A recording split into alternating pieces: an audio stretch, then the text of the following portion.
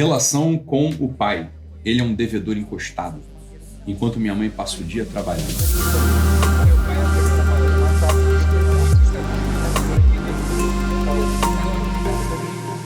Então, vamos lá, vamos começar. Bom dia, Ítalo. Bom dia. Acho que não vai ler, ou sequer ver esse e-mail, mas escrever sobre o problema já resolve uma parte dele, né? KKKKK. Então, meu nome é... Vamos inventar um nome para essa criatura. Aliás, boa. Eu já ia falar isso com vocês no anterior. Escreve aí embaixo, dá sugestões de nomes. Vou dar um nome simples para esse caso aqui. Então, o nome dela vai ser Lívia. Pronto, Lívia. Então, meu nome é Lívia. Tenho 20 anos e, embora pareça um problema pequeno, acho-o complicado, por ser algo antigo e que não tem previsão de melhorar. Vamos embora, Lívia. Vamos ver. O ponto-chave é que eu tenho uma dificuldade de me relacionar com o meu pai, que vem piorando. Beleza? Menina, 20 anos, dificuldade de se relacionar com o pai. Tá. Apesar dele ser muito presente e carinhoso comigo e meus irmãos, de vez em quando me sinto meio mal com ele. Com certa repulsa pelos seus comportamentos. Tá bom, vamos lá. Mesmo tentando evitar esse sentimento ruim, penso que isso é porque ele é mais carinhoso com os filhos do que com a minha mãe. Eita, começou, Lívia. Começou. Porque achando que é engraçado, tira brincadeiras desagradáveis com ela, que a deixam insegura. Tá bom. Mesmo ela sendo tão dedicada, trabalhadora e fazendo tudo por nós. Outro fator que acho que interfira é a personalidade histérica dele, que acha que sabe de tudo, não ouve ninguém e é super explosivo. Vamos retomar? Lívia tem 20 anos, tem dificuldade de se relacionar com o pai, né? Apesar dele ser muito presente e carinhoso com ela. E se sente meio mal com isso, né? Porque ela chega a ter repulsa pelos comportamentos dele. E pensa que é porque ele é mais carinhoso com os filhos do que com a mãe. Então esse é o cenário. Ela descreveu lá assim, ó, presente e carinhoso, né? E aqui ela vai descrever de outro modo agora. Acha que ele sabe tudo, ele acha que sabe tudo, não ouve ninguém e é super explosivo. Resumindo, já tenho um relacionamento não tão agradável com meu pai e é assim que o interpreto. Foi isso que a Lívia disse. Lívia, podemos fazer um pause aqui e fazer uma análise não do teu caso, mas uma pequena passada de olho sobre uma certa expectativa em relação a relacionamento de filha com pai, de filho com pai. Podemos fazer isso? Olha só, Lívia, vamos lá. Você tem 20 anos, beleza? Você acabou de sair da adolescência, você está entrando na vida adulta.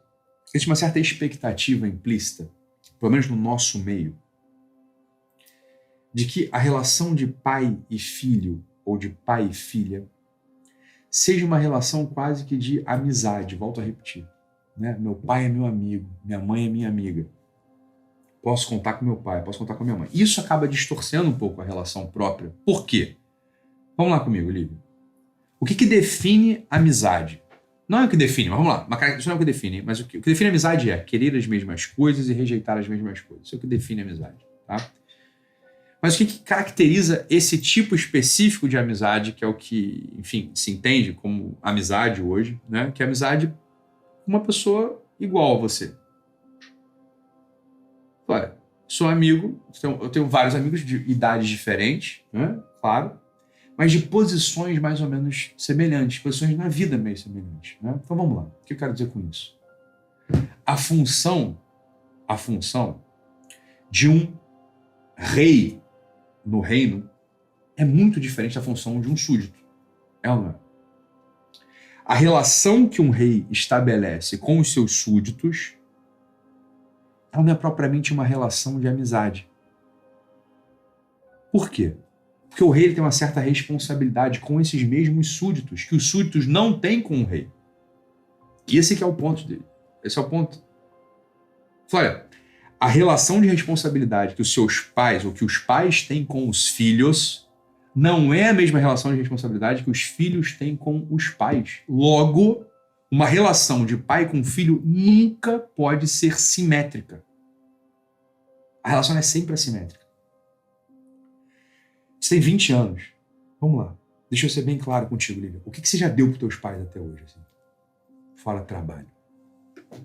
fora cumpriu com a tua obrigação. É meio duro falar isso. Eu não tô falando sobre você, tô falando sobre todos os filhos. Né? Por outro lado, o que seus pais já te deram? Ora, né? É assimétrica.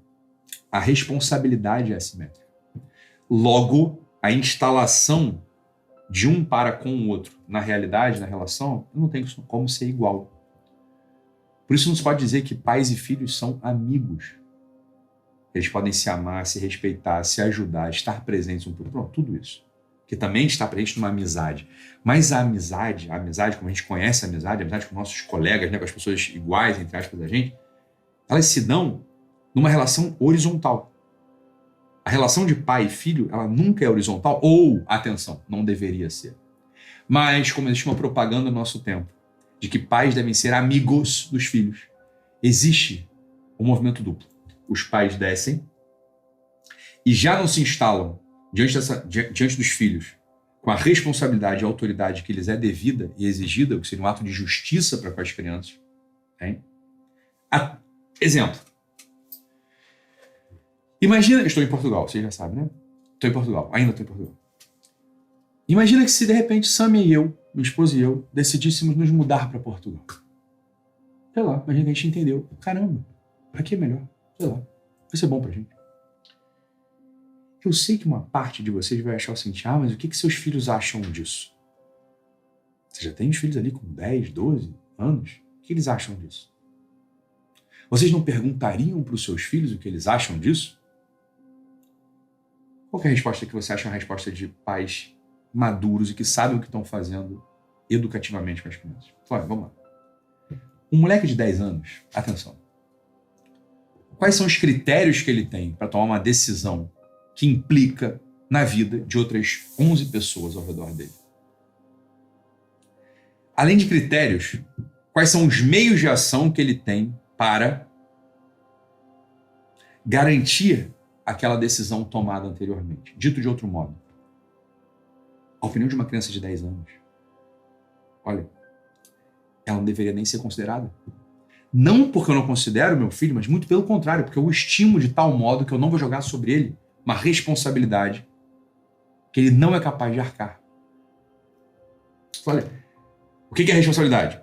A responsabilidade, a gente assume a responsabilidade diante de coisas que eu posso arcar com o desenvolvimento dela. Não é isso? Isso é óbvio. Isso é óbvio. Para eu poder dirigir um carro, eu preciso tirar, preciso fazer uma aula, preciso fazer aulas. Por quê?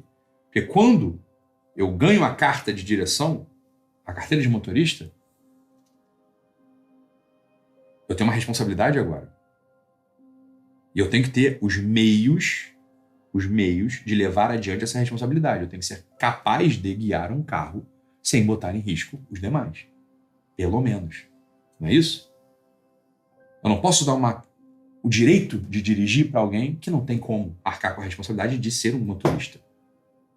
Isso é a coisa mais óbvia do mundo. Então, imagina que eu vou dar para o meu filho o poder, entre aspas, de ter voto na família, de um filho de 10 anos, de ter voto na família, acerca de uma decisão tão importante quanto se mudar de um país para o outro. Falaram, não, mas como é que você faz? Como é que se faria? Falaram, olha, a gente, eu e minha esposa, que somos responsáveis pela família, tomamos a decisão e comunicamos de modo amoroso e vamos, agora sim, dar todo o suporte afetivo, de amizade, etc, para que eles possam, claro, se adaptar nesse novo país. Não parece óbvio isso? Mas, sem refletir sobre esse assunto, se a gente não reflete sobre esse assunto, a primeira ideia que vem é o seguinte, não, poxa, caramba, eu tenho que perguntar para meu filho. Né? Porque, poxa, ele também, tadinho, ele também está se mudando, ele também está sendo impactado. Não é isso? Mas é claro que não, porque ele não tem como assumir aquilo. Ele não tem como assumir o desenvolver o que vem em sequência. Por quê? Porque não tem que ter mesmo. Né? Não tem que ter mesmo. Só 10 anos. Pelo amor de Deus. Seria injusto com ele dar para ele essa carga. E se depois der errado? Dá errado a decisão. O que ele pode fazer diante disso? Ele vai trabalhar? Ele vai no consulado? Ele vai? Vai. Né? Perfeito ou não? Então olha só, vamos lá. O que acontece é isso. Os pais, por um lado, baixam de modo injusto Tá? Isso é injustiça com os filhos, mas enfim, acontece. E os filhos, porque tem que ser amigos dos pais, começam a achar que podem opinar sobre a vida dos pais. Como se fossem amiguinhos. Que é mais ou menos o que você está fazendo com o teu pai. Né? Mais ou menos o que você está fazendo com o teu pai. Fala, olha, vamos lá, Lívia. O teu pai é casado com a tua mãe e não com você. Né? Olha, se alguém tem que se queixar do modo como ele trata a sua mãe, e veja bem, teu pai não... Você está falando de coisas que são, olha, Lívia, são muito nebulosas, hein? São muito no campo da impressão. Teu pai não tem nada de, você entende o que eu quero dizer? Teu pai não está falando nada grave com a tua mãe. Eles têm um jeito que eles se relacionam. Eles se relacionam desse jeito, eles se relacionam assim há muitos anos. Você tem, são alguns irmãos na família, estão juntos, você mesmo fala que teu pai é carinhoso, e eles têm um jeito de se relacionar, que é deles. Né? Mas você trata o seu pai e sua mãe como você trata as suas amiguinhas do colégio, da faculdade. Aí, o que você acha do fulano, do boyzinho? Né? E aí começa a discutir sobre o namoro, o namorado, acha que tem que namorar, não tem que namorar. Fala, Lívia, não é essa a tua posição existencial diante deles. Né? Aliás, nem vale a pena você ficar fazendo isso. Ok? Isso faz muito mal e faria muito mal para sua mãe. Imagina que você começa a botar na cabeça da tua mãe, mãe, já viu como é que ele te trata? Já viu como é que não sei o que foi? E se isso não for uma questão para tua mãe? Se tu não estiver bem com isso? Né? Como assim me trata? Nunca reparei, deixa eu ver. Olha, minha filha tá achando. Então, isso não pode fazer bem para o relacionamento deles. Né? Você está me trazendo uma questão que é muito, olha, você está se relacionando com teus pais, isso que eu estou dizendo, como você se relaciona com as tuas amiguinhas da faculdade, com as tuas amiguinhas do colégio. Tá? Mas eles são teus pais, lembra disso. Ok? Isso vai te ajudar muito. Tá? Depois, resumindo, não tenho um relacionamento agradável com o meu pai. Assim interpreto. Lívia, vamos lá. Teu pai é carinhoso contigo. O teu pai toca a tua família aí. Né? Bom, deixa eu continuar aqui. Além disso, que a coisa vai piorando, né? Além disso, nesses últimos meses, a nossa situação financeira está delicada. Precisamos pegar dinheiro emprestado, Lívia, precisamos. Tu pegou dinheiro emprestado? Para pagar as contas. E apesar de ter alguns imóveis à venda, uns alugados, e de ter tentado fazer outros negócios, meu pai não arranjou uma fonte de renda que suprisse a necessidade da família. Esse é o ponto, teu pai. Chega a ser engraçado o que eu estou dizendo. É assim, ó, a responsabilidade é toda dele, né? De ganhar dinheiro, de fazer as coisas, etc. E tem que ser, tá certo. Mas você... Essa é a responsabilidade. Mas você tem o direito todo de ficar julgando ele. Suprir a necessidade da família que já vive sem tantos luxos. Apesar da vida sobra que levamos, as crises aparecem com certa frequência porque meus pais trabalham como... Né? Eu não vou falar para não expor qual que é o ramo de atuação deles. Meu pai se envolve em investimentos maiores do que pode arcar, mas eu entendo que ele queira arriscar para aumentar a fonte de renda, tendo em vista que outros riscos já deram bons frutos. Pois é. Agora, em condição de devedor, com tantas tentativas frustradas de ganhar dinheiro, o dia dele se resume a fazer o café da família, sair para fazer crossfit e passar o resto do dia deitado se lamentando, dizendo que está mal e não consegue ajudar a minha mãe. Mas sai todo dia às 17 horas para tomar café na mãe dele. Enquanto isso, minha mãe passa o dia na rua, correndo para resolver as coisas sozinha, mesmo pedindo ajuda a ele, e quando chega em casa, ainda tem que aturar as queixas e piadas dele. Tá certo, muito ruim mesmo. O que eu recomendo para você, Lívia? Você tem 20 anos. E olha só, eu sou o que eu te recomendo. Você já tem que estar cuidando da sua vida, não da vida dos seus pais. Esse é o ponto que eu recomendo para você. Beleza? Que os teus pais podem ter problema de relacionamento deles, não duvido e não discuto. Que teu pai talvez esteja se encostando na tua mãe, não duvido e não discuto. A questão é a seguinte, Lívia, você não é mais uma criança, você tem 20 anos. Para de ficar vivendo a vida dos teus pais. Esse é o ponto. Esse é o recado que eu quero te dar. Isso vai te fazer muito mal. Muito mal. Daqui a pouco você está começando a namorar, daqui a pouco você quer casar, mas eu tenho que falar com a minha mãe, porque coitadinha, né? Eu fui com a minha mãe, fui companhia pra ela, porque coitadinha dela, porque meu pai... Isso é a vida dele, Lívia. Isso é a vida dele, não tá acontecendo nada. Isso é como eles se arranjaram, é como eles estão tocando a vida deles, você tá entendendo? Já há muitos anos, pelo que você tá dizendo aqui, sempre foi assim. Teus pais, eles vivem numa gangorra, se endividam, ganham dinheiro, depois, né, gastam tudo, depois ganham dinheiro de novo, depois gastam tudo. A vida é dele, Lívia. Faz muito mal, eu quero falar disso com toda essa geração. Tá?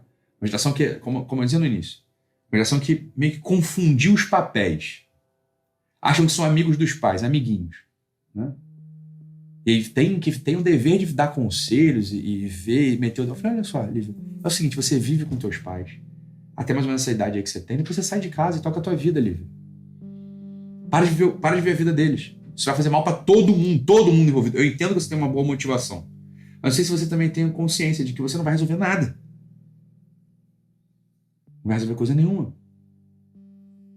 Por isso tudo, algumas vezes eu consigo evitar o sentimento de insatisfação com meu pai. Acabo me fechando para ele e tratando com certa indiferença, pois fico dividida entre estar aceitando uma covardia, já que ele dá mais dor de cabeça à minha mãe do que os filhos e só faz o que tem vontade, enquanto minha mãe leva as coisas nas costas, quase sozinha, ou sendo incompreensível, já que ele já foi muito trabalhador, começou a trabalhar cedo, é bom pai, acha que está fazendo as coisas como deveria e dá um jeito de pagar as contas e tem direito de ficar doente. Pois é. Você tá entendendo que você tá se enrolando assim de um jeito muito alucinado, Lívia? Assim, é muito alucinado o jeito que você tá se enrolando. Você tá se deparando com uma coisa impressionante. Olha, as pessoas têm defeitos. Né? Teu pai tem alguns, tua mãe tem outros. Né? Você ainda tá um pouco iludido com a tua mãe. Isso é evidente. Tua mãe é a santa e teu pai, ele dá um trabalho pra ela. Olha, e que fosse assim? A clínica que eu tenho pra te fazer agora, eu queria que você ouvisse isso com muito carinho. O que você tem a ver com isso?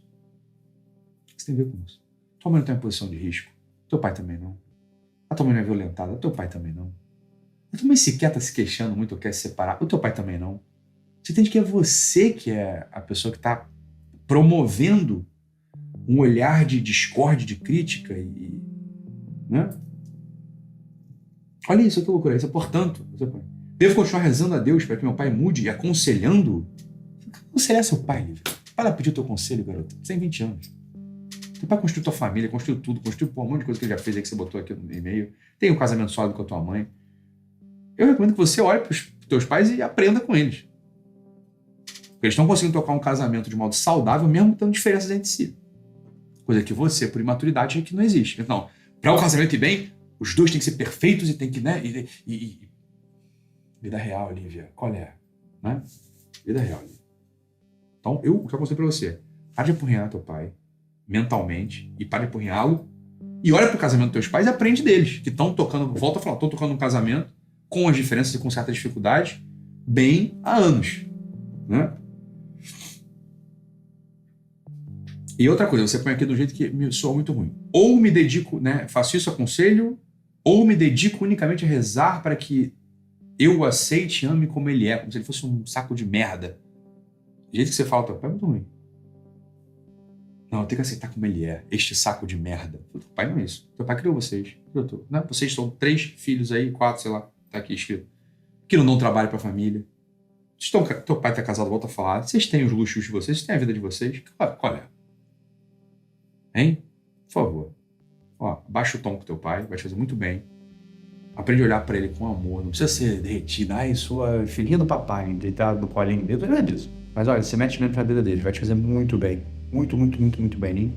Tá bom? A primeira opção, reforçaria diariamente a sensação ruim, ou seja, a opção de ficar aconselhando teu pai, né?